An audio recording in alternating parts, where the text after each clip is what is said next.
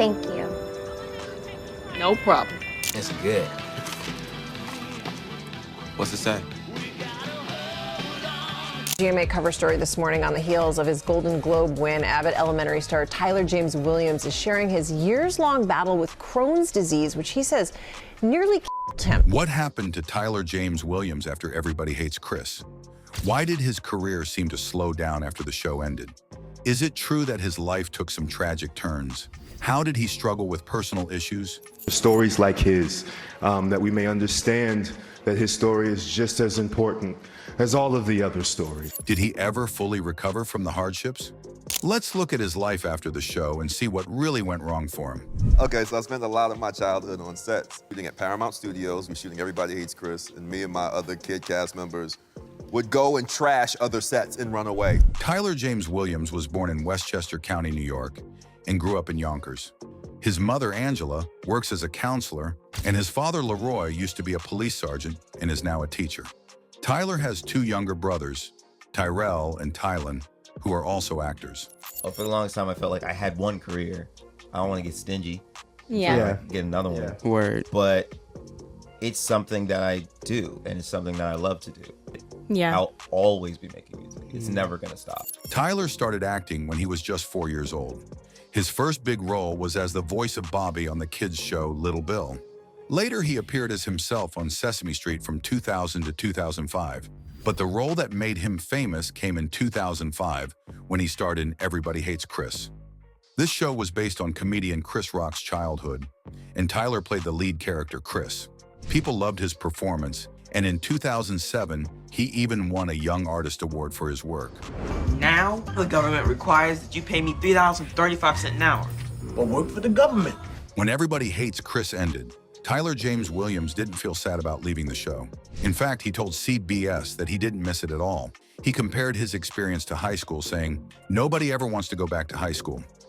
On Twitter, Tyler explained that when people ask him if he remembers certain episodes, his answer is usually no. He can recall small moments, but for the most part, his time on the show feels like one big, blended memory. GMA cover story this morning on the heels of his Golden Globe win. Abbott Elementary star Tyler James Williams is sharing his years-long battle with Crohn's disease, which he says nearly killed him. After the show, Tyler decided to study drama at New York University. But college wasn't a great experience for him. He admitted to CBS that he often clashed with his professors. He wrote papers on purpose to challenge their opinions, just to stir things up. Tyler also didn't like the idea of putting his acting career on hold for 4 years to focus only on school. After about 2.5 months, he decided to drop out. Stories like his, that we may understand that his story is just as important as all of the other stories. Tyler also explored music and worked on a mixtape with his brother, Tyrel. They finished it in just 2 weeks, and it turned out to be a success. Tyler was proud of their work and how quickly they put it together. Even though he continued acting, Tyler made a choice to avoid comedy roles for a while. He wanted to prove that he could do more than just make people laugh. He got a few voice acting jobs and appeared in small TV roles, including Lab Rats, where he acted alongside Tyrel. At 19, Tyler started having serious stomach problems almost every week. Even though he was still working, he tried to hide how much he was struggling. He pushed through as best as he could, not letting his health problems slow him down. Imagine feeling sick all the time and not knowing why. That's what happened to Tyler. For years, he had stomach problems, and they just kept getting worse. He went to doctor after doctor. Some said he might be lactose intolerant, meaning he couldn't eat dairy. Others thought he had food allergies, but no one could figure it out. Williams reportedly undergoing emergency surgery to remove 6 inches of his lower intestine, but his intestines unable to heal back together. Finally, Tyler was diagnosed with Crohn's disease, a condition where the body attacks its own intestines, causing pain and damage. Things got really bad on January 31st, 2017. He was rushed to the hospital because his intestines were so scarred they were blocked. Doctors had to remove 6 inches of his small intestine. Tyler thought this surgery would solve his problems, but it was just the beginning. Saying, "The last thought I had was this could be it." After 2 weeks in the hospital, Tyler was eager to go home. Valentine's Day, February 14th, 2017, was supposed to be the day. But when he woke up, he had a fever and was shaking badly. Something was wrong. His intestines had split where they were stitched, spilling waste inside his body. This caused sepsis, a deadly infection that spreads fast. Tyler had emergency surgery to fix his intestines.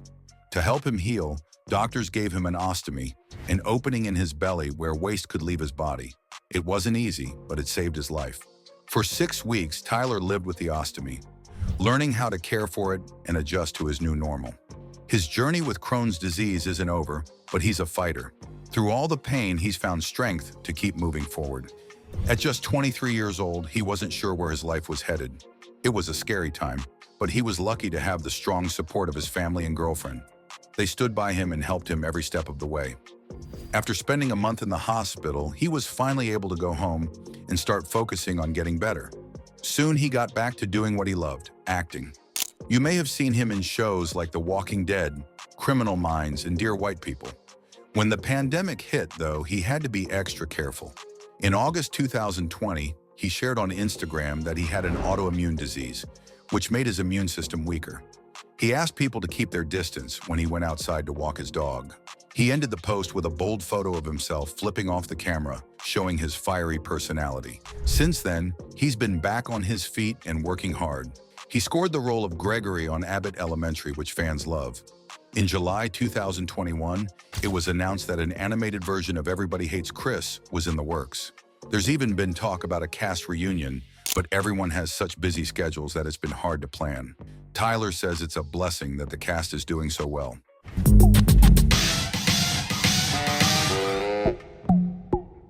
Everybody Hates Chris is a funny TV show that first aired in 2005.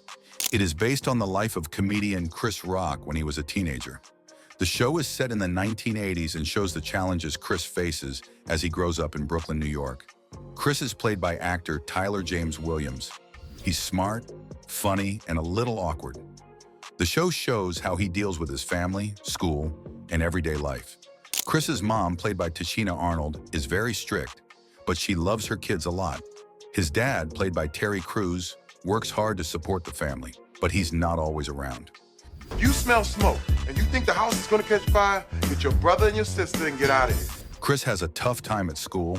He is often picked on by bullies and struggles to fit in. He also has to deal with his brother, who is always getting attention. Despite these problems, Chris learns important lessons about life, family, and friendship. Everybody Hates Chris is loved because it is funny, but it also touches on real issues like racism, growing up, and family problems. It's a show that makes you laugh while also making you think. You're overbearing and clingy. If you keep it up, you're gonna be a single father too. Many people don't know how the show came together behind the scenes. Unlike big-budget shows like Game of Thrones, Everybody Hates Chris had a smaller budget. This meant the team had to be very careful about how they used their money and time. Everyone had to be efficient to make sure they could finish filming each episode on time and without going over budget. But being so careful with the budget had its challenges too. One of the main challenges was the young lead actor, Tyler James Williams, who was just a kid when the show started. He worked hard every day to make sure the episodes were filmed in time. But looking back, he admitted that some of the details of the show are hard for him to remember. In a Twitter post celebrating the show's 15th anniversary, Williams said it was hard to separate the episodes in his mind because it all feels like one big blur. He also explained that Everybody Hates Chris was only on for 4 seasons, but it felt like the show lasted longer because it became more popular after it ended in 2009. It's good. What's it say? At the heart of the show was Chris. The character was a young boy from a poor neighborhood in Brooklyn, just starting his teenage years. Finding the right actor for this role was very important. The show creators wanted someone who could bring humor and a sense of vulnerability to the character. They searched for a long time before they found 12-year-old Williams, who had already been on Sesame Street and done a few small roles. Thank you. No problem. For Williams, landing the role of Chris was a huge break in his career. It was a big step up from the small parts he had played before. But being the lead actor on a new, hyped show came with some pressure. Williams was just 12 years old and he wasn't used to all the attention. He recalled how strange it was to see his face on posters all over New York as the show was about to premiere. Walking through the city and seeing so many people staring at him felt overwhelming at times. Luckily, Williams handled the attention well. He didn't let the pressure get to him, and as he grew older, he became a well-adjusted adult actor. You smell smoke, and you think the house is gonna catch fire? Get your brother and your sister and get out of here. A big part of why the show is so loved is because of the cast. One actor who really stood out was Terry Crews, who played Chris's father, Julius. Before this show, Crews often played tough, strong guys who seemed a little scary. But on Everybody Hates Chris, Crews got to show a different side of himself. He played a hard-working father who was very careful with money. Julius was known for being very frugal, which means he didn't like to spend money on anything he didn't have to. Whenever he saw someone waste money, he got upset. This became a running joke on the show. It was funny to see how Julius reacted to things like the family wasting food or buying things they didn't need. But what's interesting is that Crews, the actor, still carries some of Julius's lessons with him today. In an Instagram post, Crews shared that he keeps a picture of his character Julius in his wallet. The picture shows Julius frowning at the family for spending too much. Crews explained that he keeps the picture to remind himself not to waste money. He said, "I keep this pic of myself in my wallet so I can see it when I'm about to waste money on things I don't need." It's like having a little reminder from a strict parent to think twice before spending money. It's a funny but clever way to stay in control of your finances. That girl's trying to get me. Another interesting fact about the show is about Imani Hakim, who played Chris's younger sister, Tanya. While many of the adult cast members were experienced actors, Imani was new to acting. In fact, Everybody Hates Chris was her very first audition. Despite this being her first job, Imani nailed the role right away. She played Tanya, who was small but full of confidence. Tanya wasn't afraid to speak her mind, even if it meant telling on her older brother, Chris. Tyler James Williams, who played Chris, shared how rare it is for someone to do so well on their first audition. He tweeted about Imani saying, "Very rarely does this happen the first time out the gate." He also praised her talent and how naturally she fit into her role. Even though Chris and Tanya often fought on the show, it's clear that the real relationship between the actors was warm and friendly. It's always nice to know that the actors got along behind the scenes, even if their characters didn't. Hey, Mom, what time is it? What you need to know the time for? What are you going to do, go rob a bank?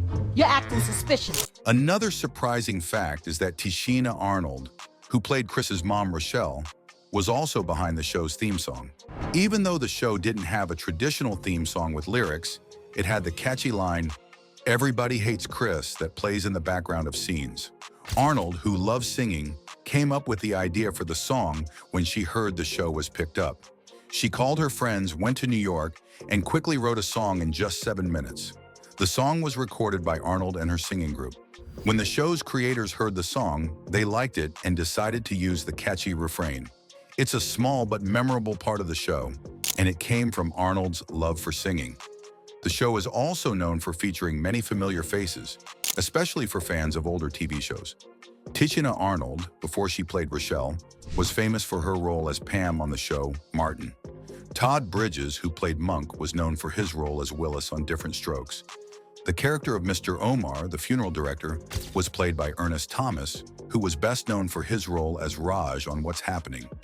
Other famous actors like Whoopi Goldberg, Wayne Brady, and even Chris Rock himself made guest appearances on the show. These actors helped make the show feel more connected to the past and gave fans a fun challenge to spot them. Another important fact about the show is how it deals with race. Chris Rock's character, Chris, goes to a mostly white school, and he faces a lot of racism. The students and even some teachers treat him badly because of his race.